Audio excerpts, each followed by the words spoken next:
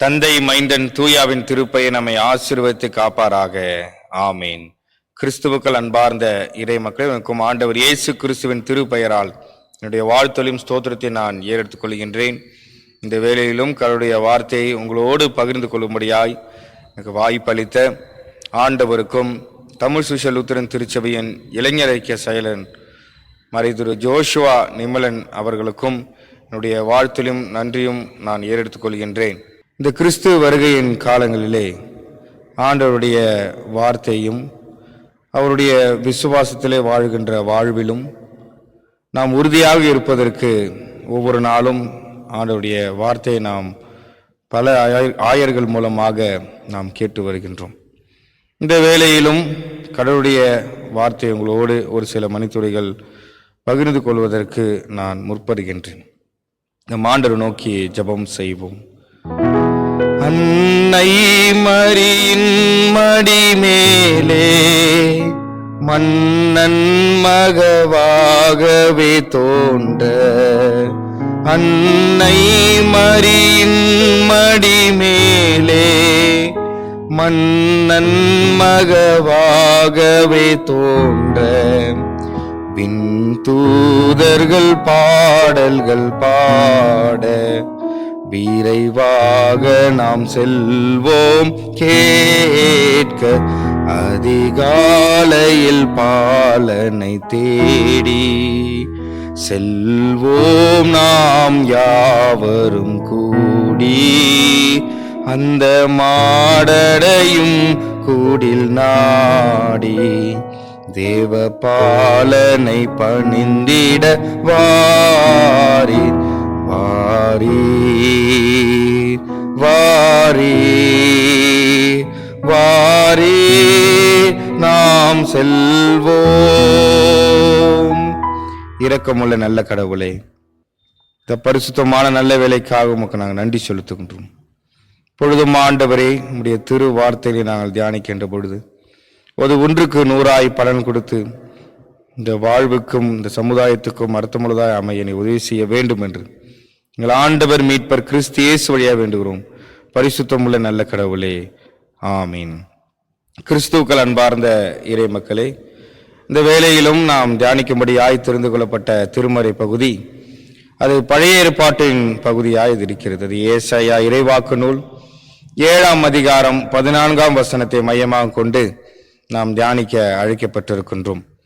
ஆதலால் ஆண்டவர் தாமே உங்களுக்கு ஒரு அடையாளத்தை அருள்வார். இதோ கருவுற்றிருக்கும் அந்த இளம் பெண் ஒரு ஆண் மகனை பெற்றெடுப்பார். அக்குழந்தைக்கு அவர் இம்மானுவேல் என்று பெயரிடுவார் என்பதாகும்.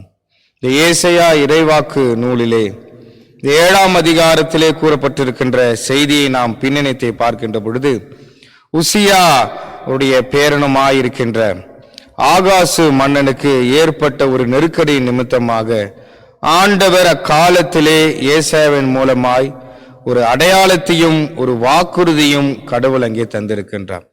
சீரியா நாட்டிலிருந்தும் மற்றும் எருசலேம் நாட்டிலிருந்தும் படையெடுத்து ஆகாசையும் அவருடைய மன்னராட்சியும் அழிக்க வருகின்ற பொழுது கடவுள் ஒரு உறுதியாக ஒரு வாக்குறுதியின் அடையாளத்தை அவர் தருகிறார்.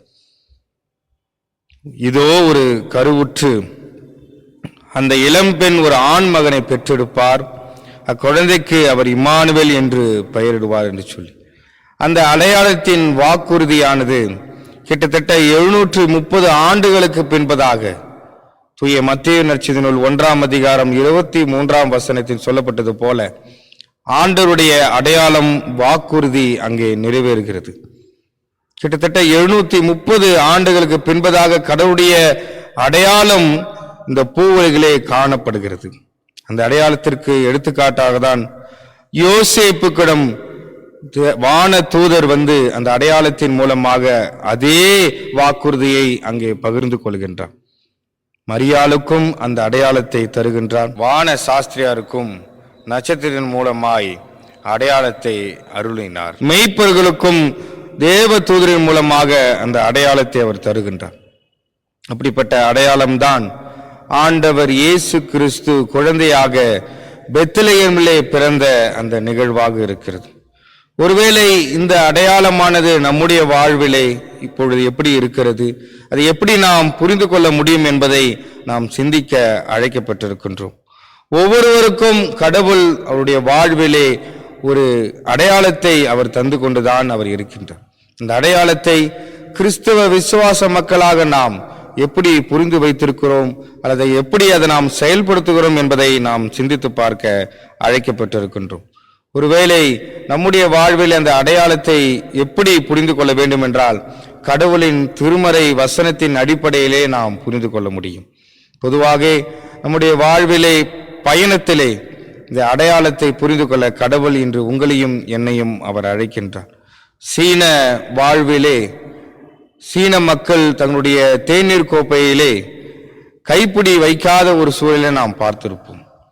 ஏன் என்று சொன்னால், சீன மக்கள் தேநீர் கோப்பையிலே அவர்கள் பிடிக்கின்ற பொழுது அந்த சூட்டுடைய தன்மையை புரிந்து கொண்டு அந்த கோப்பையை கையாளுகின்ற ஒன்றாக இருக்கிறது. அது எதை அடையாளப்படுத்துகிறது என்று சொன்னால், பொறுமையை அடையாளப்படுத்துகின்ற ஒரு செயலாக இது இருக்கிறது. ஒருவேளை கிறிஸ்தவ வாழ்க்கையிலே ஆண்டவர் நம்முடைய வாழ்க்கையிலே அடையாளத்தையும் திரு வார்த்தைகளும் நமக்கு தருகின்ற பொழுது அந்த அடையாளத்தையும் ஆண்டவருடைய வாக்குறுதியும் நாம் பொறுமையாக புரிந்து கொண்டு காத்திருந்து நாம் செயல்படுகின்ற பொழுது அவருடைய அந்த செயல்பாடானது நம்முடைய வாழ்விலே நிச்சயமாக ஒரு நாள் பிரதிபலிக்கும் என்பதை நாம் புரிந்து கொள்ள வேண்டும். இயேசு கிறிஸ்து அவருடைய குழந்தையின் பிறப்பின் காரியத்தெல்லாம் நாம் திருமுறையோடு படிக்கின்ற பொழுது அவர் பிறக்கின்ற பொழுதே பல அடையாளத்தோடு அவர் பிறக்கின்றார். எடுத்துக்காட்டாக நாம் பார்க்கின்ற பொழுது அவர் ஏழை கோலமாக பிறக்கின்றார், அது ஒரு அடையாளமாய் இருக்கிறது. மாட்டு தொழுவத்திலே அவர் பிறக்கின்றார், அது ஒரு அடையாளமாக இருக்கிறது.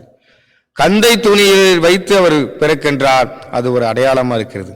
இது எந்த அடையாளத்தை முன்னிறுத்துகிறது என்று சொன்னால், இந்த கிறிஸ்து வருகையின் காலத்திலே கிறிஸ்தவ மக்களாகிய நாம் இந்த கிறிஸ்துமஸின் காலங்களிலே கொண்டாடுகின்ற பொழுது நம்மிடம் இணைந்து இருக்கின்ற ஏழை எளிய மக்களை அடையாளம் கண்டு அவர்களோடு இணைந்து இந்த கிறிஸ்து வருகையின் நாட்களை நாம் ஆசரிக்கின்ற பொழுது ஆண்டவர் நமக்கு தந்திருக்கின்ற அடையாளத்தின் வெளிப்பாடாக அது இருக்கும். ஐயால் இந்த கிறிஸ்து வருகையின் காலத்திலே கடவுளுடைய அடையாளத்தை புரிந்து கொண்டு கடவுள் நமக்கு தந்திருக்கின்ற வாக்குறுதிகளை புரிந்து கொண்டு ஒரு அர்த்தமுள்ள காலமாக பொறுமையோடு அந்த அடையாளத்தை புரிந்து நாம் செயல்படுகின்ற பொழுது ஆண்டவர் நிச்சயமாக இந்த கிறிஸ்து வருகையின் காலத்திலே நம் அனைவருக்கும் ஆசீர்வாதத்தை பொழிந்தருள அவர் காத்திருக்கின்றார். தொடர்ந்து அந்த அடையாளத்தை நோக்கி நாம் செல்வோம், கடவுளின் வாக்குறுதியை செயல்படுத்துவோம். கடவுள் நம்மை ஒவ்வொருவரையும் ஆசீர்வதித்து காப்பாராக. ஆமென். நம் ஆண்டவர் நோக்கி ஜெபம் செய்வோமாக. இரக்கமுள்ள நல்ல கடவுளே, நீர் குறித்த திரு வார்த்தைக்காக உமக்கு நாங்கள் நன்றி செலுத்துகின்றோம். நாங்கள் கேட்ட சத்தியத்தின்படி எங்களுடைய வாழ்விலே நீர் தருகின்ற அடையாளத்தை நாங்கள் புரிந்து கொள்கின்ற ஞானத்தையும் பக்குவத்தையும் நீர் எங்களுக்கு தர வேண்டுமாய் உமக்கு நாங்கள் செபிக்கின்றோம். இப்படி நாங்கள் புரிந்து கொள்கின்ற பொழுது அந்த அடையாளத்தின் செயல்பாடாக நாங்கள் சொல்லினால் அல்ல செயலினால் அதை செயல்படுத்துவதற்கு எங்களுக்கு வழியை நீர் ஆயத்த பண்ணி தரணும். தொடர்ந்து இந்த கிறிஸ்துமஸ் புத்தாண்டு நாட்கள் எங்களுக்கு ஆசீர்வாதமாக எங்களுக்கு உதவி செய்ய வேண்டும் என்று எங்கள் ஆண்டவர் மீட்பர் கிறிஸ்து இயேசு வழியாக வேண்டுகிறோம். பரிசுத்தமுள்ள நல்ல கடவுளே, ஆமீன். நமது ஆண்டவராகிய இயேசு கிறிஸ்துவின் அருளும் தாயும் தந்தையும் ஆகிய கடவுளின் அன்பும் தூய ஆவியாரின் கூட்டுறவும் பாதுகாப்பும் சமாதானமும் நம் ஆண்டவரும் இன்றும் என்றும் இருப்பதாக. ஆமீன்.